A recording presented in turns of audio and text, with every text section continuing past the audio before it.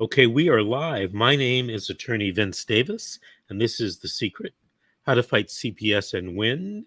And I'm joined tonight by my lovely co-host, Miss Cassandra Woodard. Miss Cassandra, how are you doing this evening?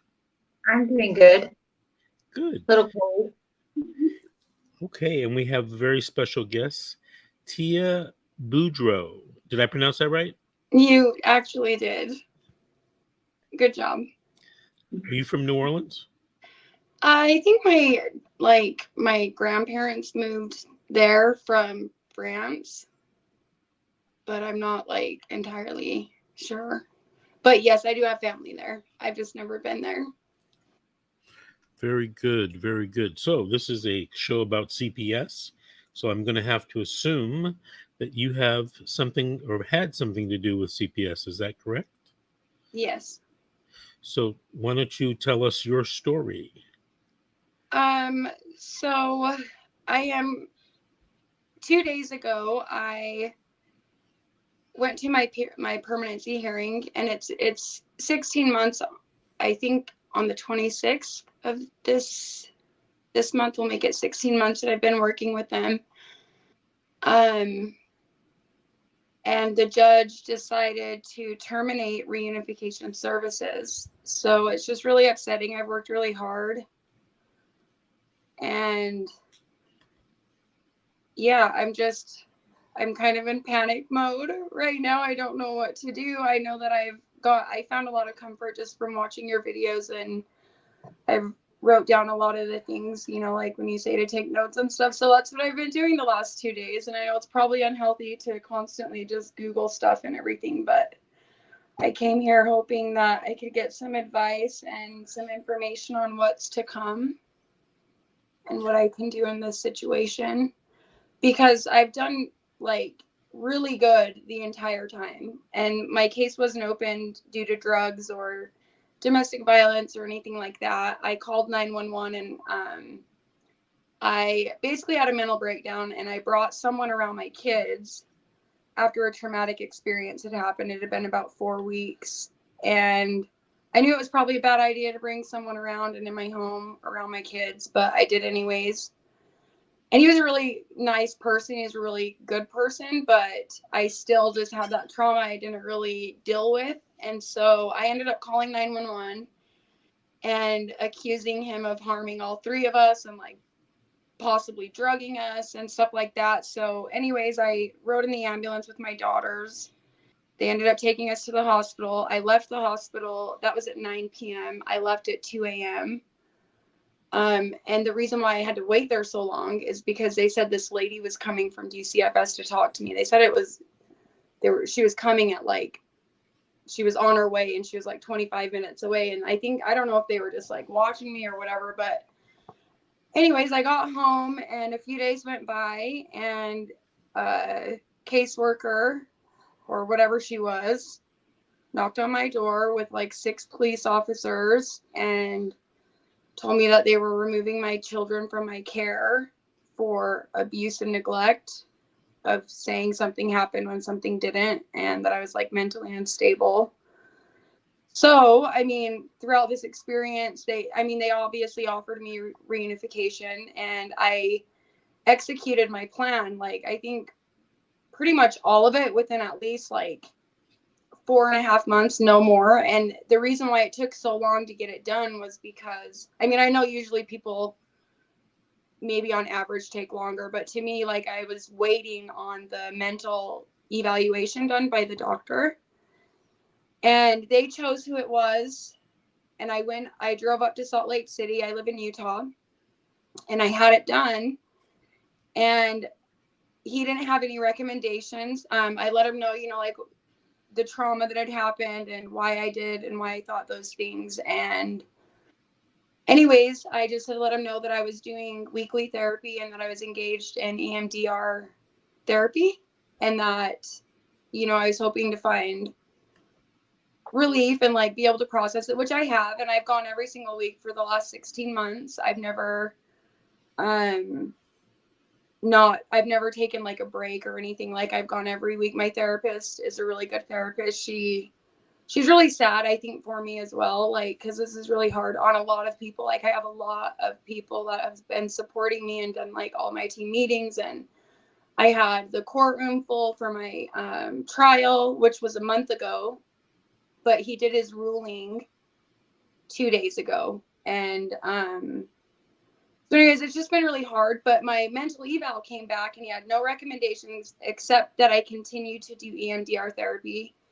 And that was his only concern. Well, the caseworker was like, that's not right. Something's wrong. Like, that never happens. And so then she double checked, and that was during the team meeting. She said that she was going to call him back and make sure that that's all he wanted me to do. And that's what he said to her. And so I didn't have to take, like, all they recommended me was like seeking safety and TBRI, which I did right away.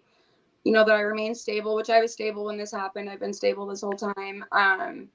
That I do the call-in testing every day and test when I'm supposed to, which I've done. I have 100% for the last 16 months. I've never missed a phone call. Not like I call on the weekends, I call holidays. Well, wait. When did he rule against you? 2 days ago. Okay, so you're in Utah. Does Utah have an appellate procedure to appeal? Yeah. Did you file an appeal or a writ? So I've asked my attorney, but he just told me he was busy basically, and that I did get to talk to him about it, and he did mention that that's what he wants to do. And I mean, I feel like I was just shocked that he said it, because I mean, like, I've never had a dirty. I did get a false positive in June, and they knew that something wasn't right, because I've been sober for 7 years. My oldest daughter is 5. Well, she'll be 6 in July. So it was when I found out I was pregnant, it was when I got sober. And the judge and everybody, like, I also, as soon as I found out that there was a positive test, it was for methamphetamine SI, but it wasn't positive for amphetamine. And so she thought that was strange. And then I just said, well, there has to be something I can do, but I couldn't contest it because it was a mouth swab. So I just ended up, that was at like 5:30 p.m. I think I found out on the 21st of June, and the test, it had been 3 weeks since the positive. So the very next morning at 7 a.m., I drove to Orem. I was there when they opened, and I submitted a hair follicle. I just paid for it with my own money. And then I gave the results to my attorney, and she filed it with the court, but they didn't really want, like, they knew that I didn't use. They didn't require that I did like any substance abuse treatment or anything like that. Like, they didn't do anything. And I was frightened, because I was just like, I feel like I should be able to trust the system. If I'm sober, I feel like I should be able to get results sober, so that really traumatized me. But at the same time, like, it was okay. Like, I just never wanted it to happen again, but so the judge, when he made his ruling, and in my first hearing, he mentioned, like, they were trying to, like, their petition that they had put together, it was just shocking. Like, there were so many lies. They exaggerated everything. They brought charges from 2012, which is basically the last, I think I had like a disorderly in 2015, but that was before I got pregnant, and like right before, so I wasn't doing like awesome, And anyway, they were trying to bring out charges that my last like drug charge or any kind of like bad thing besides that stupid disorderly. And it was for breaking a door at a store. I didn't even mean to do it. I paid for it. They didn't make me do like probation or anything. So it was like an accident anyways, but they were bringing that charge up for drugs. And all it was an internal possession for having drugs in my urine, like being tested. And so they were trying to say, oh, well, she's on drugs and this and this. And the judge when I was given dependency, because he didn't charge me with like actual abuse and neglect, I think dependency, he said that I was found to not be at fault. And he just sat there and told him, like, where's your evidence of this? And all they had was from 2012. So he literally asked him, like, where's your facts? And their response was, we have no facts, Your Honor. We have nothing. And I still didn't get to bring them home. I still ended up getting dependency, but he argued back and forth with them. And he said he ended up, because they were like going back and forth, and he got annoyed about it because they just didn't want to accept it. That like, he knew that, because I grew up in that area, and he knew that he hadn't seen me in that courthouse for many, many, many years. Or I'm sure that my name wasn't on any of the cases, or like, whatever goes on in small towns with weird stuff, so like, he defended me and he's like, I know, I don't believe that this has anything to do with drugs and blah, blah, blah. Well, 2 days ago, he decided that there has been drugs involved when I passed my drug test when they were removed. And he said that he thinks history is going to repeat itself. And that's what he said. So, I mean, it's just hard and I don't know what to do. And I don't know. It's just really scary because I've just worked extremely hard. Like I've gotten, I think 10 certificates for like, just like different,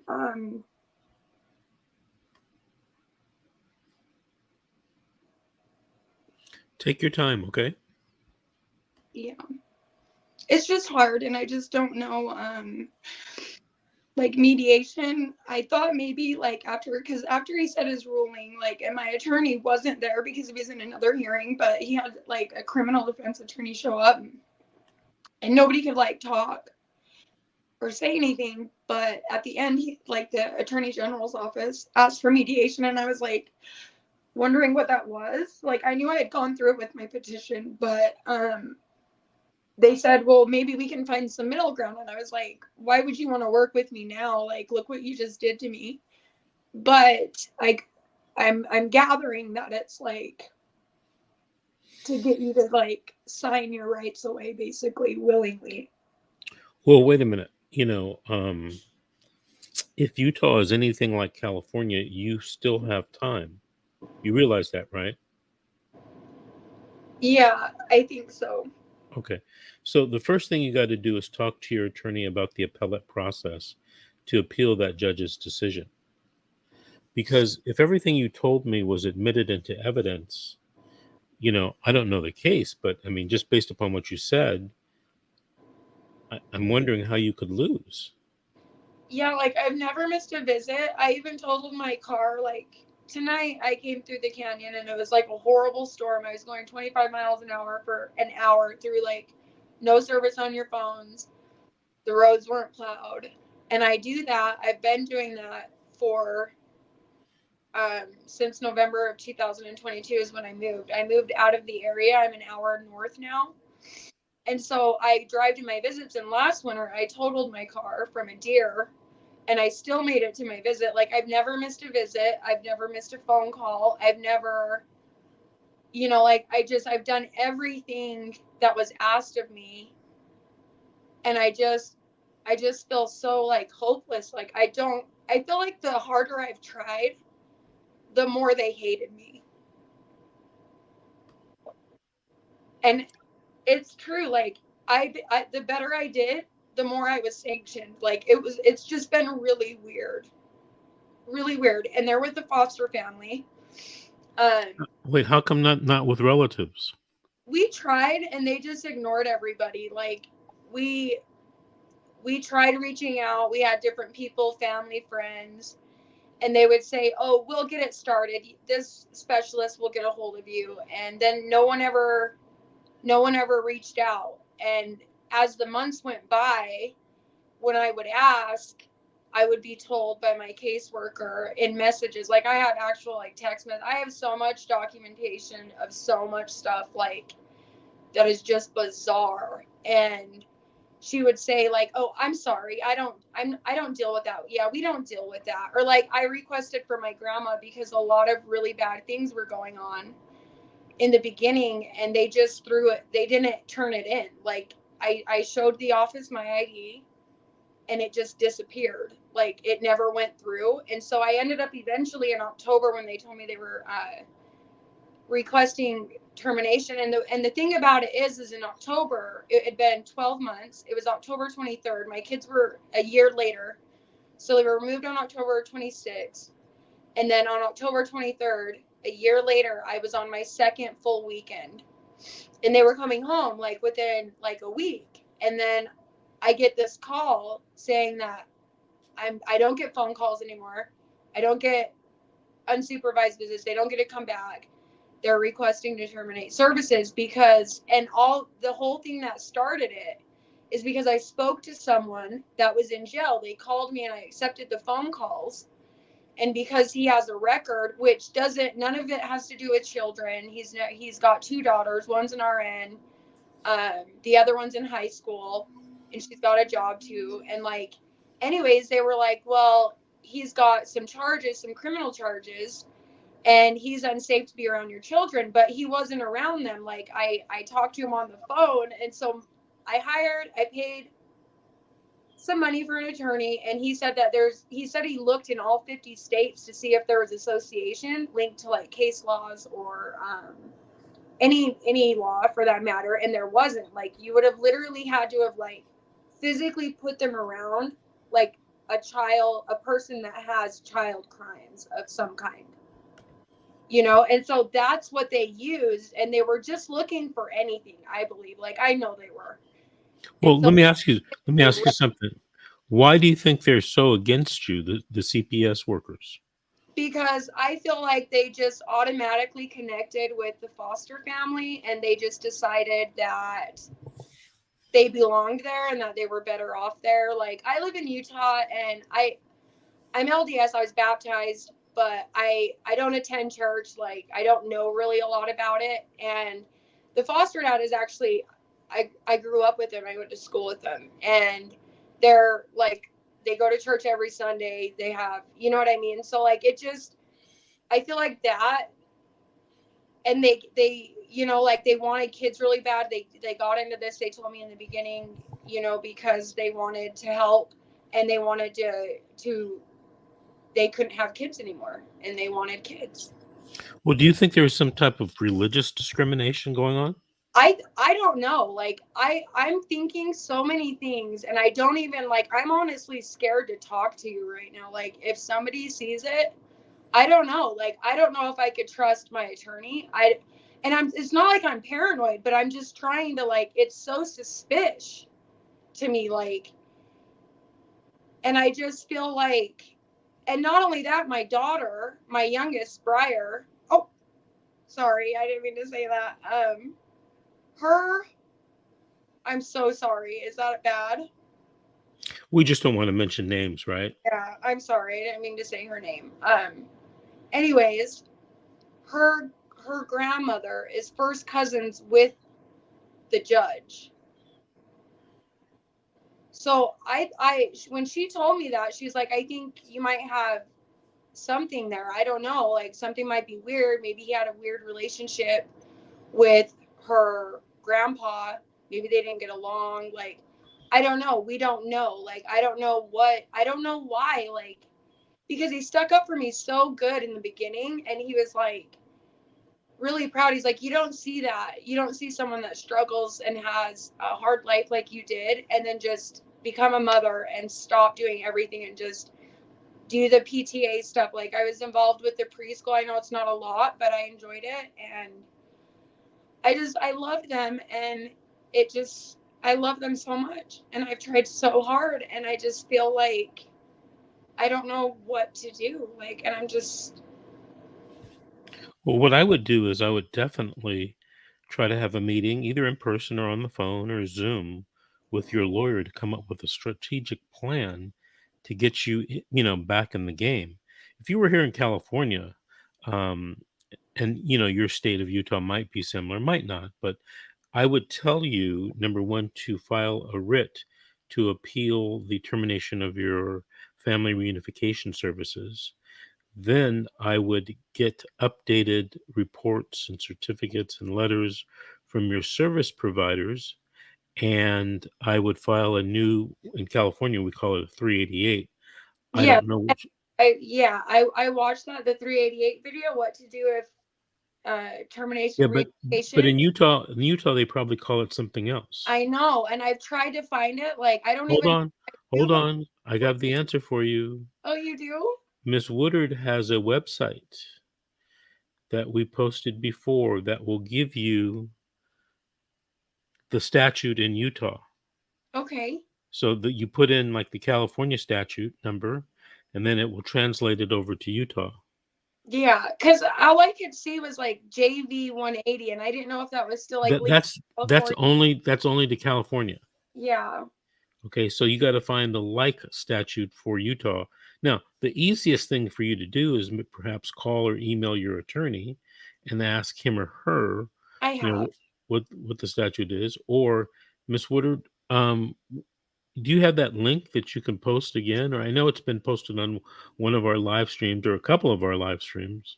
Yeah, I'm not able to post anything on Okay. here. I Okay. don't have that.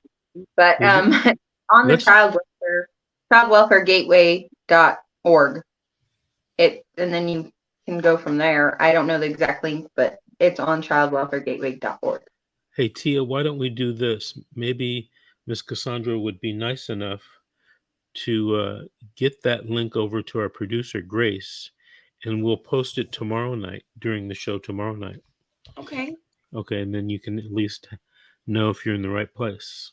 Yeah, and then I also I wrote down, the thing that you said about doing the psychological bonding study. When And you being say when you say like, he when you say he, are you referring to your lawyer?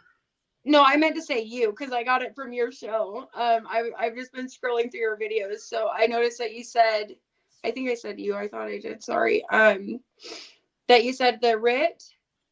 You said to do the writ, which was basically like some kind of fast appeal. Is that the same as the regular appeal, or? Well, yes and no. In California, they call it a writ. In my opinion, it's really an appeal. It's just a fast appeal. I don't know what your state does, right? You're going to have to talk to your lawyer. Yeah, I But actually found a writ under a Utah.gov thing. yeah, but it doesn't mean Yeah. that's what you were going to file in Utah. Yeah. To find the right appellate remedy, you have to talk to the lawyer to find out. And Yeah. then, perhaps hire him or her to do it, or, hire another attorney to do it. But you got to appeal that judge's decision. And based upon what you've told me, I mean, you might have a good chance of overturning this, Yeah. right? And like with if I can get that form, like, which now I know I can, the 388, like I wrote down exactly what you said. Like I literally Tia, hit pause and Tia, write it. Tia, when I'm talking on YouTube, I'm talking about California Yeah. cases. No, I know, You're but yeah. you're in Utah. You got to talk to the attorney or get the conversion, website from Mhm. Cassandra when we post it tomorrow. But what I'm talking about are ideas you can use in your state. But you would definitely want to talk to your attorney. And that in California, you want to get a bonding study to try to show that it would be not in the children's best interest to terminate your parental rights, right? Remember, Mhm. I said not in the children's best interest. At this point, what's best for you is kind of dying off and going away. All right. So definitely try to talk to your attorney. Now, if you have problems talking to him, you might want to get on Google, right? Google knows all, and try to find another attorney that practices in this area of law, especially in your county or in your state. Now, I'm not sure that Utah has, you know, um, hundreds of thousands of lawyers like California, but I'm sure that you will be able to find someone. So when you said like religious discrimination, how could you, what could I do in terms of that? Because I know that it has a lot to do with a lot of like everything everywhere around here in this state. It's all that you're either there or you're not. You know what I mean? And so when you're not, I mean, they're very kind people. Most of them or whatever. It's not like I don't think they're good people or anything. There's really amazing people, but at the same time, like I have felt like an outcast in a way because I don't attend church every Sunday and I don't pay tithing. So, I mean, and I didn't take my children off like very often. Like I would go, but I didn't go very often. And so, and I don't know if like, I don't even like, I emailed my attorney. I have not heard back from him, and I understand that like he's busy or whatever, but it's just really hard for me because I don't know what, like, and the mediation has been scheduled for March 15th, and I don't really know what to expect. Like, I'm getting an idea of it. I don't know, like, if the foster family will be there or how long. What's the mediation for? He said, well, so the judge said that he was not going to offer me services anymore. And then once he had said that, the attorney general's office asked to do mediation, and he said, well, maybe we can find middle ground. But then I find out, like, when I've watched videos and stuff, and they say that, like, they try to trick you or threaten you or say, we're going to offer you this. Like, if you sign right now, maybe you can go to basketball games. But if you don't, we'll never offer it to you again. Just like trick you into signing your rights over so they cannot have to go to the trial, you know? And I don't want to do that. And it's just scary. Like, I know that my attorney is most likely going to be there because he sent me an email with it, you know, like being scheduled and stuff. But I just don't really know. Like, I understand that it's probably going to be like one of the hardest things that I've ever gone through. And I just have to, like, stay strong and not let them scare me, I guess. I don't know. Are you able to do you belong to any groups like on social media that support parents in these types of cases? Well, I've looked for some, but they're usually like, whenever I go to them, they're like really old posts, like years. They're So they're what? not active anymore. Well, you know what? There was somebody that just posted, and I put it up on the screen. Tabitha Evans posted, here's one, Family Forward Project. I believe it's on Facebook. And if this is Connie's group, I mean, that's a very active and productive group. You can get some information from them. I think I recognize that name. I think someone actually, because I put a couple of posts on there to ask for prayers, like when all this stuff started going bad. Hey, And look, somebody just posted this. This is the website.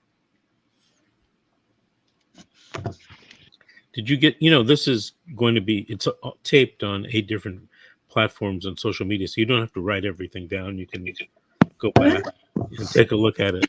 It'll be up there for ever. Oh, Cassandra put that website in the private chat, and our producer posted it for everyone. So thank you, Cassandra. You're welcome. So that's the website that you should be going to. Okay, I will. I know, like, today I set up like a GoFundMe a while ago to try to get help, and I didn't share it on Facebook or anything, and so maybe I could go to that group. And I don't know, they probably don't allow it, I don't know, but I'm in like panic mode right now, and I've just been like unhealthy. Like, it's not healthy, like what I'm doing in my head right now, because it's just really scary. But I am glad that I was able to come and talk to you about it and get some answers, you know. Can I suggest something to you? People, my thing is I'm a lawyer, and people, get me to represent them or consult with them about winning the case. And I think that you'll need that as well. I've told you some things, but you may need some talk to people, parents around the country that are in your position. And you know who I think can hook you up is, we have a show on this channel. It's usually during the day, Monday through Friday. It's called CPS, The Horror Stories. Have you ever heard of it? No. Yeah. So there's a woman that does that show. Her name is Cynthia Becker, although she's married now and she has a different last name, and I can't tell you what it is. But if you contact her, she can help you, with maybe some additional non-legal resources, and a support system. Cassandra, one of the things that I've noticed over the years in doing this is a lot of parents need a support system. And I don't necessarily do support system. I do legal stuff, right? And people sometimes call me expecting a support system, and they find legal stuff, and they're kind of disappointed. I wasn't. Huh? I said I wasn't. Oh, I'll tell you to this day that when I called your law firm, I got support system. I really did, by doing the shows and being around Miss G. Like, she was my support system through this whole thing, and she got me through it. And doing this show with you guys has been my biggest support system, being able to see and be around people or see people and hear their stories of everything that's going on with them, and making me feel like I'm not the only one that's going through something like this. yeah. So I would highly recommend Miss G as a support system. yeah, believe it or not, you guys have been a support system. So I don't consider you just a legal person. You yourself as a support system, also doing these shows, Mr. Davis. Right. Yeah, Right. I feel a lot better. But I think Tia needs to speak to somebody. Yeah. And I'm not sure about Miss G's availability, but if she was available, Tia, I would definitely reach out to Miss G. I don't know. Are you, Cassandra, are you and Miss G still doing a show or not doing a show?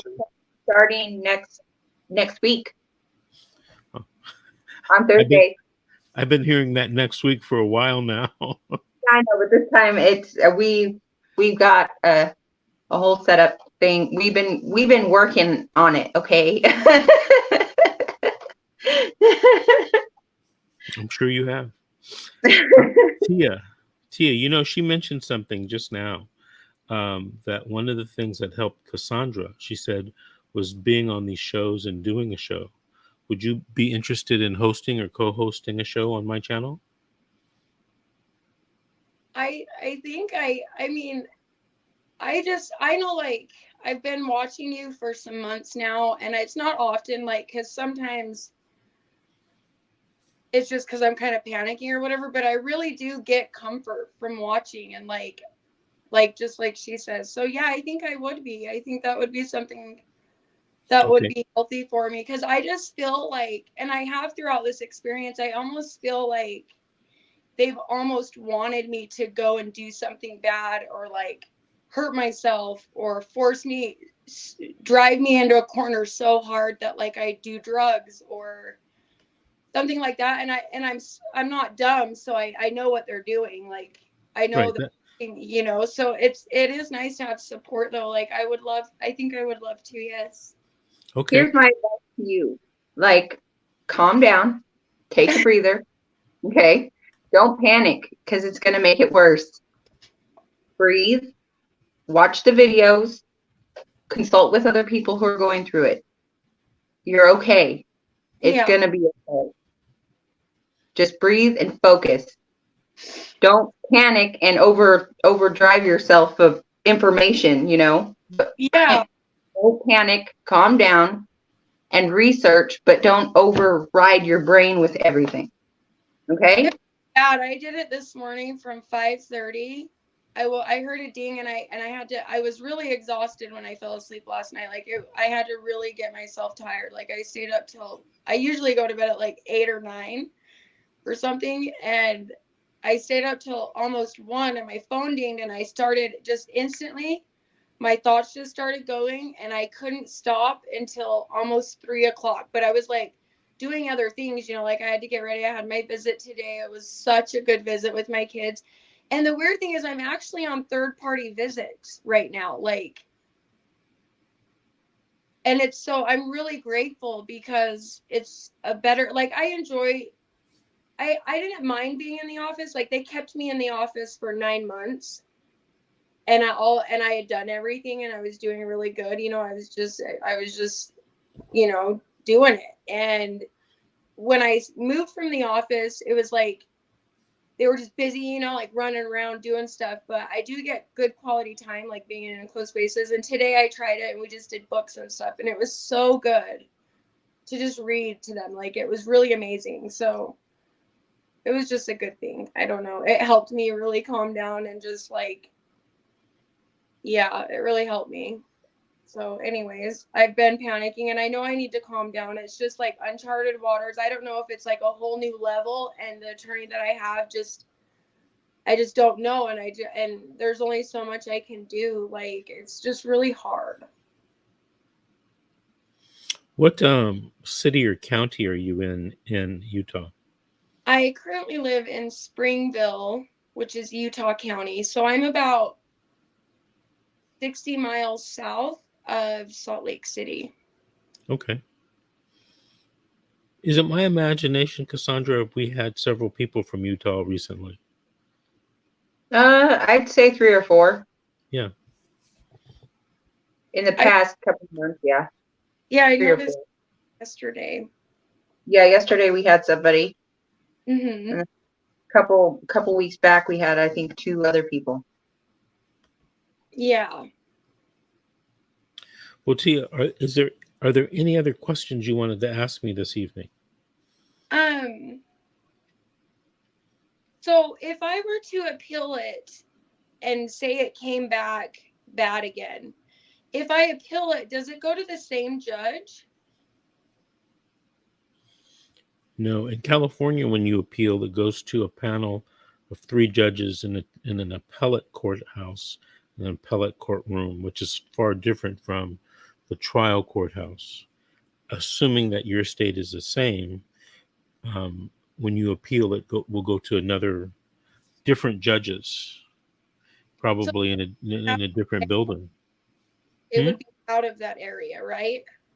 Well, I don't know where the Court of Appeals is located in Utah, but theoretically, it would be, maybe in the same city, but maybe the next county over or something. I just don't Yeah. know. But it's different judges. You can't appeal to the same judge. Okay. Once that judge makes a decision, a higher court can review his or her findings and rulings. And that's generally in another courthouse, in an appellate courthouse. And then, so if they were to go against me, can you appeal it again after that? Well, in California, and I will assume in Utah, but in California, definitely, if you appeal it to the Court of Appeals and you lose, you can take a writ to the California Supreme Court. And that's not even the end. You can try to file a writ, if you lose there, to the United States Supreme Court, right? Okay.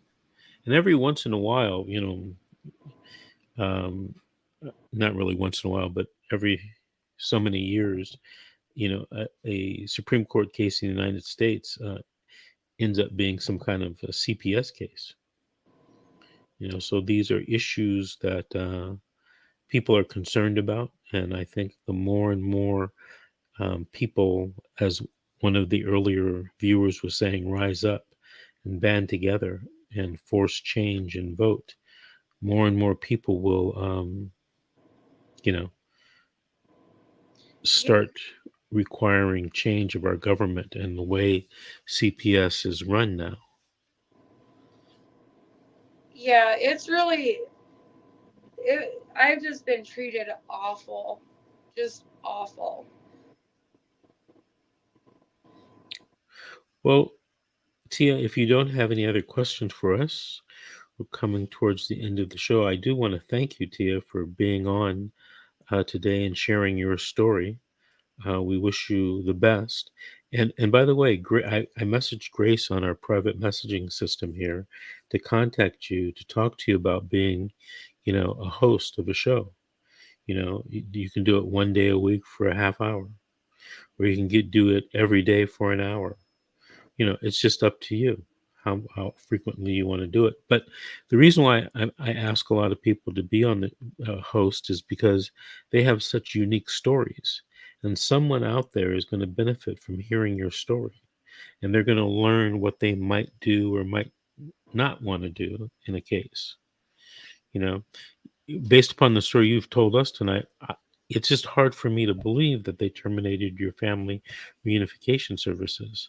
And a lot of people think that, if they agree at the disposition hearing to have the child placed out of their custody, that their kids, without a trial, that their kids are going to be back in 6 months. And then 6 months turns into 12 months. And then 12 months in some cases turns into 18 months, which in a lot of cases turns into never. The kids just never return. So I think people will, just listening to your story, I think will help a lot of people, because there's so many, tens of thousands, hundreds of thousands of parents and relatives going through this nationwide. It's scary. It's like when I mean, I heard you say that in another video, and I was like, hundreds of thousands of people, like, that is so many people being like put through this. It's just so sad. And the worst part is that my children are suffering. It's my children, and I just can't let them down. Like, they just don't deserve to be sentenced to a life like that. Like, I just have to save them. I just can't imagine my life without them, or their life without me. Like, how can they thrive without me? Like, you hear horror stories about foster parents and it being adopted. Not that all of it's bad. I'm not saying that all of it is bad, but a lot of people, like, I know a lot of people that were adopted and they had mad problems growing up, and even as an adult, just wanting their mom or their dad, and like feeling like nobody loved them. Like, it just does things, and I don't want my kids to ever be like that. Like, I just want them to be safe with me, and I want them to know that I love them, but I'm not allowed to talk about anything, to let them know anything, like, at all whatsoever, And so it's been really hard. I can't give them any hope. Not even once throughout this thing could I ever give them any ounce of hope. And it's strange because I got a paper that said the rules and what they encouraged in the very beginning for visits and stuff. And it said that they encourage you to talk about your progress with your children, and they encourage you to like do videos and pictures and things. And then the second I brought it up, they were like, we will end your visits if you ever do that again. And I was just trying to let him know that I was like doing good, and that I loved them, and I was never going to, give up, and everything's going to be okay. But they're small, they're 3 and 5. So I understand. But like at the same time, it's got to have been like harmful to them to not ever hear me say, like, I want you to come home just once. And I record all of my visits. I've been recording them for probably, I don't even know, 6 months. I record everything. I record phone calls for my drug testing line that I call every day. They just told me I don't have to do it anymore, which was devastating, because I felt like that was something I could have just to show like something for evidence, like that I'm not doing these things or whatever. But I recorded all of them. I've saved every single number every day that they would give me, like a confirmation number, and I would just text it as I was on speakerphone. And then I turned to recording them because there wasn't an option to get a number. So like I've just done everything in my power to like protect myself for them, and it's just so sad because I just don't want to lose them. I understand what you're saying. Well, Tia, thank you very much for appearing, sharing your story, and we will be in contact with you. All right? All right. Thank you, guys. Thank you. Well, Miss Woodard, any comments or questions you have for this evening? No, I feel really bad for her. Like, I just hope she finds support that she needs, because I know that this whole thing that I've experienced throughout the year I've been doing this, that it really helped me. So I hope she gets the help she needs and calms down and stops panicking. That was a really good point, that you got comfort and support from doing these shows. I never really thought about it like that. Yeah. Yep. All right, everyone. Thank you for watching, and we'll see you tomorrow night at 7 p.m. And don't forget our weekend shows, Saturday or Sunday, are at 9:30 a.m., a change in the time from 9 o'clock.